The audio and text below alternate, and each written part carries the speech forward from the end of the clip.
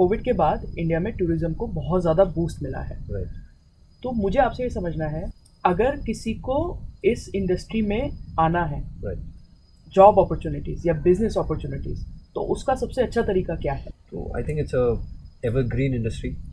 अब इसका अपॉर्चुनिटीज़ बहुत ज़्यादा है जॉब के लिए। अगर आप हॉस्पिटैलिटी इंडस्ट्री से कुछ ट्रेनिंग प्रोग्राम वगैरह करते हो, जी। कुछ भी करते हो, आपका एयरलाइन इंडस्ट्री में जॉब्स है, आपका क्रूज़ इंडस्ट्री में जॉब है, गाइडिंग हो या आप ट्रैक लीडर्स हो या आप मार्केटिंग हो, सेल्स हो, सारे डिपार्टमेंट्स में एक इस इंडस्ट्री को भी सारा डिपार्टमेंट चाहिए होता है, जी। From accounts to HR to वो एक नैक होना भी बहुत ज़रूरी होता है to be to love this kind of adventures and sports, right? And experiences and curating that kind of experiences, right?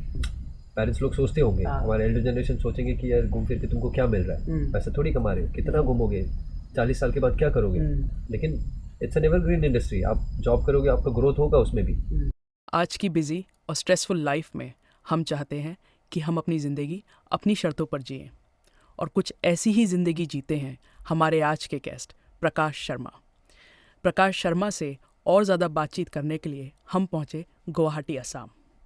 प्रकाश खुद को एक ट्रू ब्लूज जिप्सी सोल बुलाते हैं।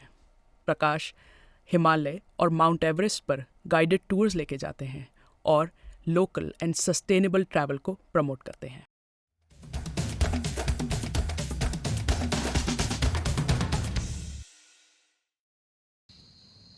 सो अभी तक हमने आपसे माउंटेनियरिंग की बात करी, आपके एडवेंचर्स की बात करी।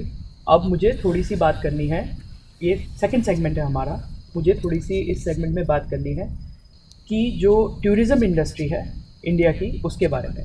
राइट। तो कोविड के बाद इंडिया में टूरिज़्म को बहुत ज़्यादा बूस्ट मिला है। Right.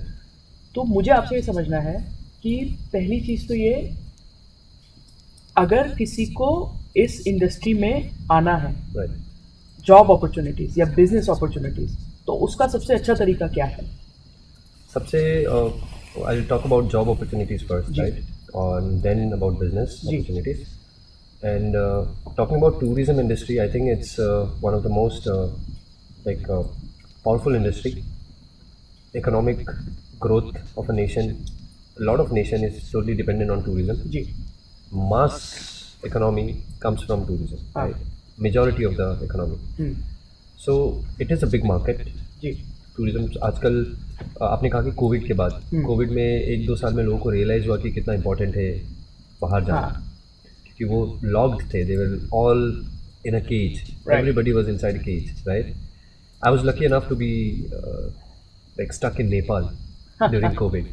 So I stayed there for 4-5 months. I used to be just roaming around jungles and mountains and walk and do a lot of things, right?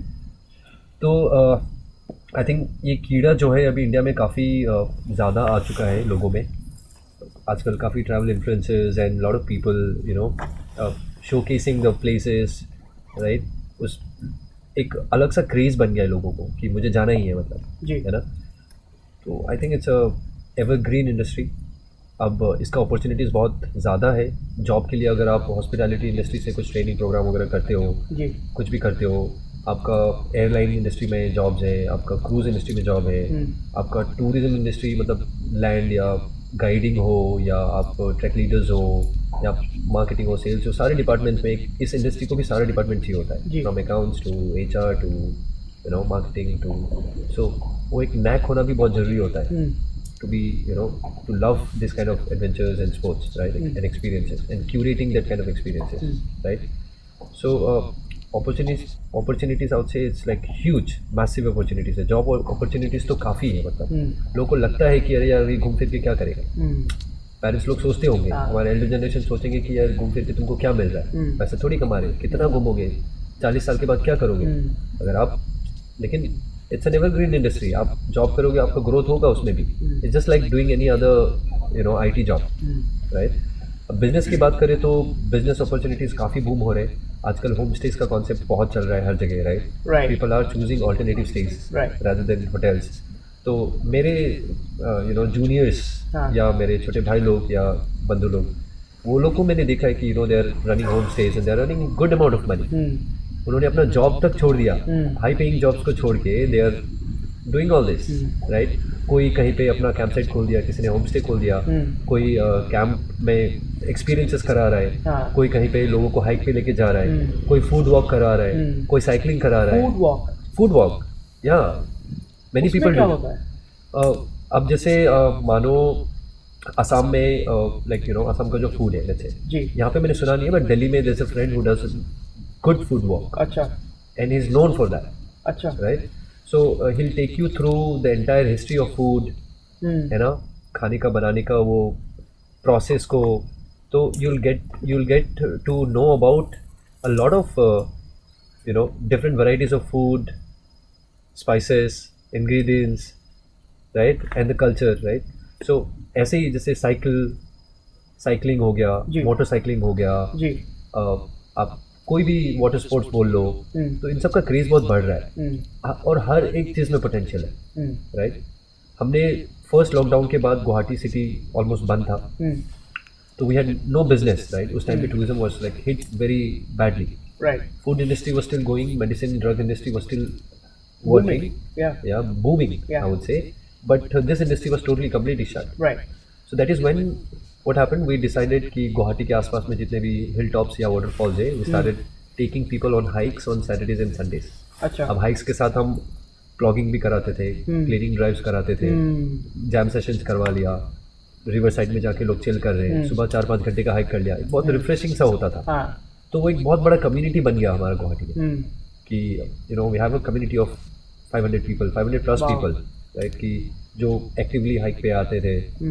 अभी उसके बाद जैसे एवरीथिंग गॉट रिज्यूम्ड, तो उसके बाद we started focusing on other horizons, right? But that time I could see कि लोगों के अंदर कितना वो मतलब है ना, मतलब चाहत है कि हमको भी जाना है, हमको भी कुछ करना है। क्योंकि आप जब ट्रैवल कर रहे हो तो ना फिटनेस भी आपका बहुत ही अच्छा रहता है, मतलब आपका हेल्थ जो फैक्टर है, मतलब आपको पता होना चाहिए कैसे क्या मैं खा रहा हूँ, टाइमली ट्रैवल कर रहा हूँ, राइट? तो इंडिया में बहुत लोग डरते हैं, जैसे स्पेशली फीमेल लोगों को बहुत डर होता है कि अगर मैं सोलो ट्रैवल करूँ तो मेरे साथ क्या होगा, whether will I be able to do it और नॉट।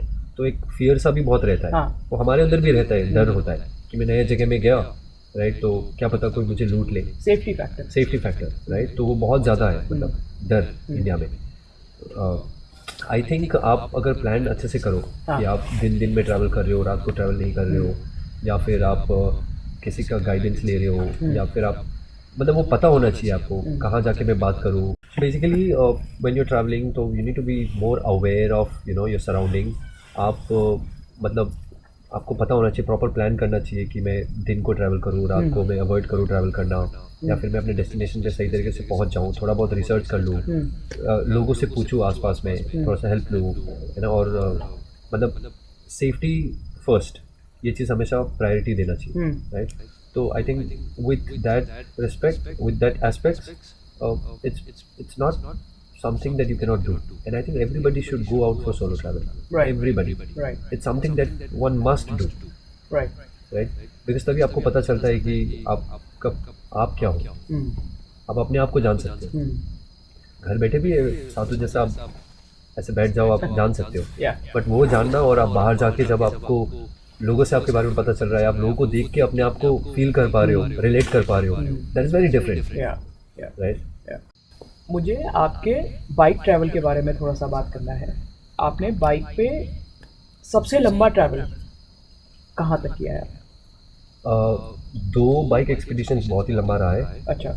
एक है from Assam to Delhi to Jammu, Jammu से Srinagar, Zanskar to Ladakh, Leh Ladakh, then Umlingla, highest motorable village in India, then back to Sarchu, then we did Sach Pass, the most deadliest pass in India, then we came back to Manali, then back to Delhi. So that was 1 month long trip. आप अकेले थे उसमें? नहीं, उसमें काफ़ी club members थे bike पे। चौदह बोल के एक है जो who travels with his pet on his bike. Oh wow. Yeah. So he was the one who got me into biking. अच्छा। Right. तो उनको मैं काफ़ी पहले ट्रैक्स पे लेके जाता था, तो इसलिए तू आजा एक्सपीरियंस करके देख। Then the two of us again the next year we planned for going to Everest. अच्छा। So we took our motorcycle from here to Delhi, Delhi से Kathmandu, Kathmandu से फिर we went to the last village called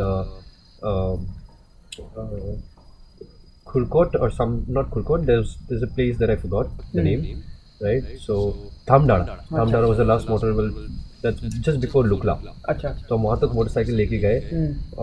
एक time पे तो ऐसा भी लगा कि मतलब मैं छोड़ दूँ बाइक को, मैं भी चला जाऊँ नीचे, मतलब इतना ज़्यादा अच्छा। रास्ता ख़राब था, ऑफ रोडिंग, राइट। हम्म। तो दैट वाज, उसके बाद हमने बाइक को रखा, फिर we hiked Everest base camp and we did it in 5 days each. अच्छा। And because we had a dog with us, and हमें लुकला जाके ही पता चला कि dogs are not allowed oh. because the area falls under Sagarmatha National Park, हाँ। so they didn't allow any our dogs to be going with us. अच्छा। So Chauda had to wait for me to come back from अच्छा। base camp, and then only he could go, so that I could take care of the dog. Okay. Right, while oh. we okay. did it that in shift. Hmm. So these two are the longest bike tours that we have done. Back in 2018, I had hosted a group to Annapurna Circuit. अच्छा। We went to Mustang, Muktinath, all of that. So that was the first time actually. But उसके बाद खुद का bike लेके ride पे जाना, these are the two longest tours that we have done. And I feel biking का अलग ही feel है, मतलब बहुत ही, मतलब आप जब आप when the wind hits your face, you know, you feel like It's a different world. different world altogether, Yeah. right? Like, so tiring होता है, but we planned it in a very nice way ताकि हम अपना destination पे पहुंच रहे हैं, you know, दिन में एक मिनिमल राइड कर रहे हैं हम चीज़ों को.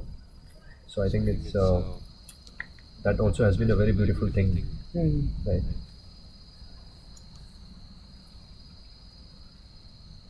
मुझे ये लगता है कि हमने ये जो 2 सेगमेंट्स करे हैं अभी तक, इसमें we can sum everything that you have done, right? लेकिन मुझे अभी ये लग रहा है कि this is a good time where we stop Right. And उससे पहले I would like to ask you कि आपको और कुछ ऐड करना है अपनी तरफ से? Uh, it's it's my first podcast with you, Sonal. Yes. So I Not the last. not the last. I've always been very shy and antisocial kind of person, but this industry has taught me to be connected, Right. to be more fruitful to everybody around you, to ji. be more serving and loving around you, to be able to impact the lives that is around you, ji. right? So this industry gives me bread and butter, Right. right? And it has given me so much of understanding, so much of learnings, so much of values in life that I think कि मैं 50-60 साल तक तो इसको continue करने वाला हूँ. हाँ. तो मेरे अंदर तो बहुत ही कीड़ा है उस चीज़ का. तो अगर आपके अंदर भी है और आप कुछ करना चाहते हो, जी. मतलब जो ऑडियंस है, राइट, जी. तो आपको बिल्कुल करना चाहिए इस चीज़ को, because you should always listen to your heart, क्योंकि लाइफ एक ही बारी मिल रही है आपको. This is saying, right, YOLO, you only live Yeah. Once. So if you dare to dream, you should dare to do it as well. आज हमने आपसे बहुत सारी एडवेंचरस स्टोरीज सुनी और बहुत कुछ सीखने को भी मिला आपसे about various things when it comes to travelling, sustainability, carbon emission, how to reduce your carbon footprint. And I am sure कि हमारी जो ऑडियंस है वो भी आपसे बहुत कुछ सीखेगी और हम सब कोशिश करेंगे कि एक sustainable living and sustainable travelling की तरफ हम सब बढ़ें, क्योंकि global warming is a real issue. तो आपकी सारी नॉलेज और एक्सपीरियंसेस जो आज आपने हमें बताए उसके लिए बहुत बहुत थैंक यू. और आई एम श्योर कि आपकी डिमांड बहुत ज़्यादा आएगी, तो हम और भी बहुत सारे एपिसोड्स आपके साथ करेंगे. आई एम रियली ग्लैड कि आपने मुझे इनवाइट किया यहाँ पे, Sonal. And it's always good to share. जैसे मैंने कहा कि from being anti social to now being social, I feel good when I am talking to somebody. आप सबसे कुछ ना कुछ तो सीखने को ज़रूर मिलता है. आपको बस ऑब्जर्व करना चाहिए जी. Right, if you are good observant, then you will learn something out of it. So much love to your audience, to everybody who's watching this, and keep traveling, you know. Thank you for your time. You're welcome. The Sunday Monday show के इस episode को देखने के लिए आपका बहुत बहुत शुक्रिया और उम्मीद करते हैं कि आज आपको इस एपिसोड से कोई नई जानकारी मिली होगी. इस शो को अपने फ्रेंड्स एंड फैमिली के साथ शेयर कीजिए. आपके जो भी सजेशंस एंड फीडबैक है हमें कमेंट सेक्शन में बताइए और एक छोटा सा लाइक कर दीजिए. Thank you.